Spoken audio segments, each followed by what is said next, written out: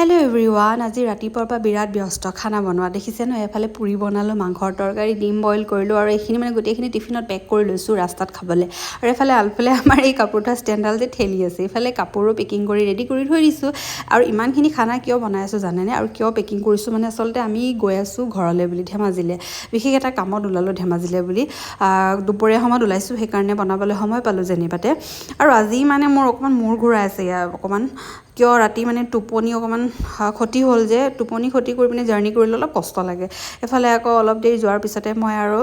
কলীয়াভোমোৰা ব্ৰিজখন পাৰ হৈয়ে আৰু খোৱা বোৱা উলিয়াই ল'লোঁ এয়া কেক বনাইছিলোঁ যোৱাকালি ৰাতিয়ে সেয়া এফালে পুৰিও লৈ লৈছোঁ জাৰ্ণি কৰিলে মোৰ মানে পেট পূৰা ফুল হৈ থাকিব লাগে তেতিয়া মোৰ একো দিগদাৰ নহয় যদি পেট খালীকৈ মই জাৰ্ণি কৰোঁ মোৰ বহুত দিগদাৰ হয় এফালে গৈ পিনে আমি পালোঁহি অলপ দেৰি পিছত আমাৰ আলফুলো শুই উঠিলে তাইও মানে গাড়ীত পূৰা শুৱে দেই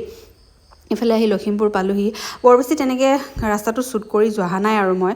আৰু এইফালে ঘৰ আহি পালোঁৱে ঘৰ আহি পোৱা মানে সন্ধিয়া হ'ল যিহেতু আমি 1-2টামান বজাত ওলাইছোঁ এয়া হৈছে ঘৰৰ পিছদিনাখনৰ দৃশ্য আজিলৈ আহোঁ দেই তেন্তে